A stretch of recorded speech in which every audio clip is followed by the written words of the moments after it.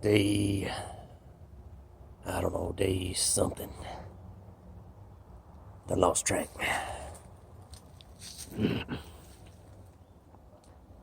Well, things been looking up, I think. I read somewhere that government was getting everybody $1,200 crazy checks. I was like, yeah, I need some money. I'm starving. Well, checked my account, and yeah, they done deposited. Oh, yeah. But I thought, what am I gonna do with American US dollars? World's collapsing. Ain't gonna be worth nothing real soon. So I converted it all into Bitcoin. That was smart. Yeah. Because, governments collapse, currency collapse. As long as there's electricity somewhere in the world, even if it's just satellites in space, Bitcoin keeps chugging. Yeah. So, yeah, did that. Then, I realized, well, no, Domino's ain't coming out here. Uber Eats ain't coming out here. But then I remembered, yeah, before the whole world went tits up, I remember seeing a commercial on TV saying that Chick-fil-A, they deliver now. And I was like, yeah, baby, I love me some CFA. So, dialed them up, got them out to the bush. And when you know it, they don't take Bitcoin. That my money ain't no good here. So, I did what I always do. I stiffed them. I swung my blade at them. I took off running in the bush. Well, that was a bad idea. Turns out, that little, I don't know, 19, 20-year-old girl delivering a Chick-fil-A, she was on the teeth. She started shooting at me as I was running away. Caught me in the left butt cheek, pretty deep. No, but I got away with my life in the sandwich. Well, yeah, I ended up having to dig that 38 slug out my butt cheek with my field knife. That wasn't no fun. Then, I made it to the river. I sat down to eat. Things started going through my head. I was like, man, Rona's out there. Everybody's got it. I can't trust nobody. And I started looking at the sandwich, and I just started picturing in my head it's covered in Rona. And I started freaking out. I started hyperventilating. And I just lost it. I threw the sandwich into the river. Kind of regretted that a little later on. Yeah, so I was thinking about that sandwich. But, I'm resourceful. So I figured out, I can't catch none of these animals out here. They're too fast. I don't know what it is. But I figured out bats sleep in the daytime. That's right. So, out here in the deep bush and these pine thickets, they be up in the top of them trees. So I climb up in the top of them trees in the daytime. Done found me a couple of bats. Yeah, wolfed them down. I ain't figured out a way to start a fire, obviously, but so I had to eat them raw. Yeah, I know what you're thinking. Rona came from bats. You crazy? Nah, think about it. Rona came from bats. I'm out here eating bats. I'm gonna build up immunity. Yeah. Probably gonna build up an immunity to rabies too while I'm at it.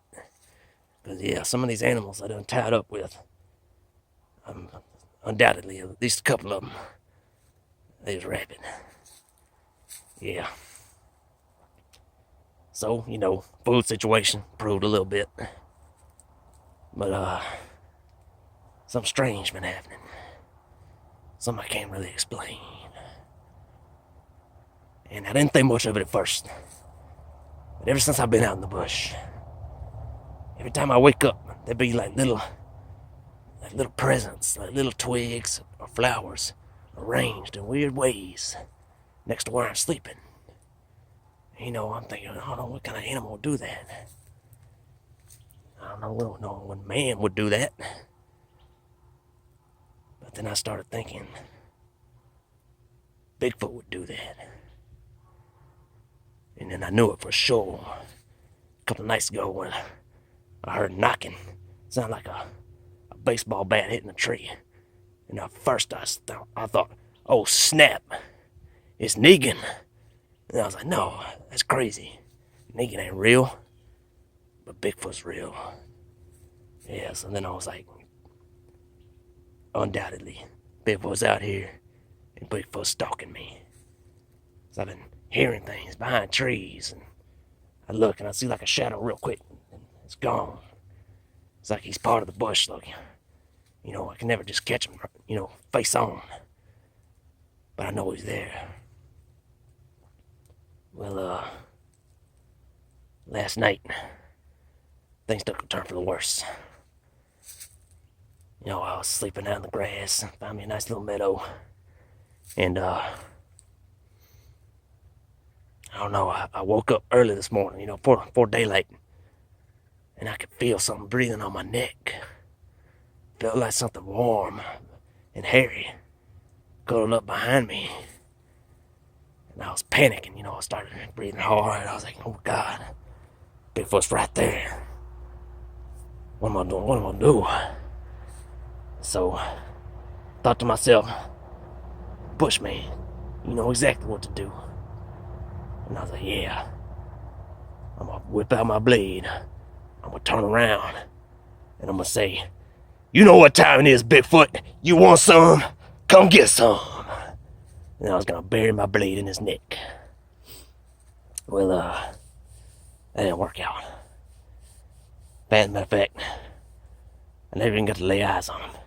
Just as I was turning over, something cracked me across the head real hard. Knocked me clean out. And, yeah, so I blacked out. Woke up a couple hours later. And I was thinking, man, I got a pretty bad concussion.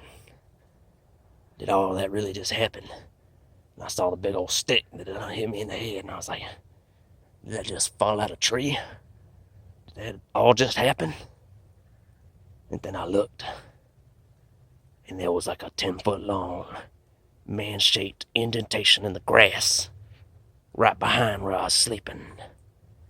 Like he'd been spooning with me all night. And I was like, oh God, that did happen.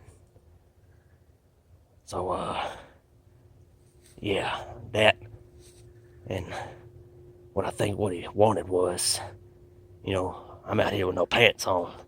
I think maybe he thought I was advertising. No, he grossly misinterpreted the situation. But, yeah, not only was my head sore, but I was sore in other places. I shouldn't have been sore. So, yeah, I don't really know for sure what happened, but, I don't really like to think about it. Thinking maybe if he did get a taste, maybe he got what he wanted, and he's gonna lose interest. I don't know. Anyways, so I'm walking around with this concussion, right? And, feeling real tired and sleepy. And I remember what Mama always said, starve a fever, sleep a concussion. So I was like, yeah, smart. I'm gonna lay down and sleep this concussion off. Well, I was still freaking out, scared about Bigfoot. And I was like, man, I don't want none of that squatch loving, not again. So I lay down in the tall grass and I covered myself up with leaves so he couldn't see me. Going full camo, ghillie style. And started taking me a little nap. Well, nature taking its course, as it does. Many of you know a certain part of the male anatomy. It wakes up for the rest of you, so to speak. Soldier stands at attention.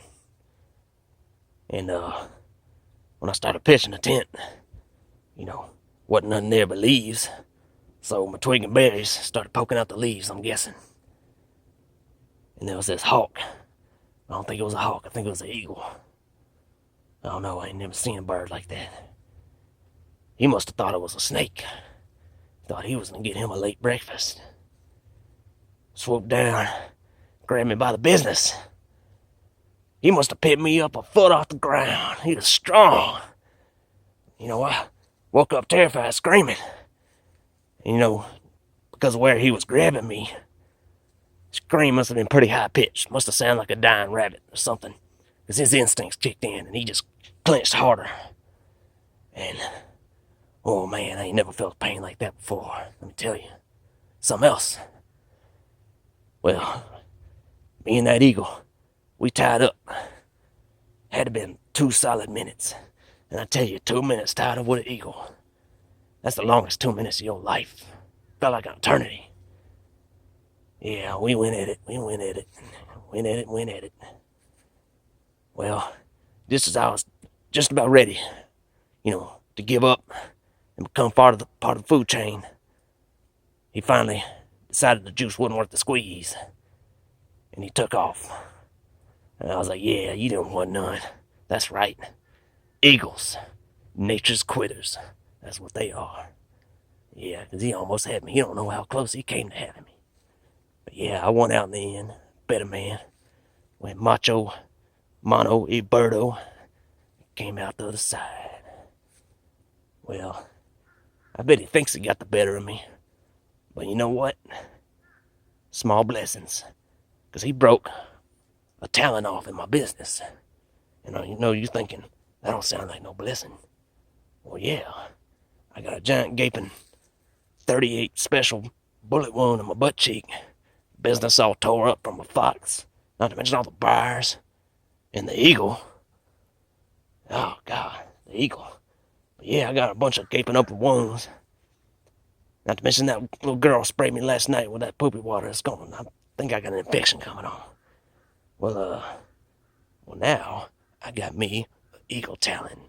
And I got a shirt with thread. And that's all I need, baby. I'm gonna be stitched up quick fashion in a hurry. Yeah.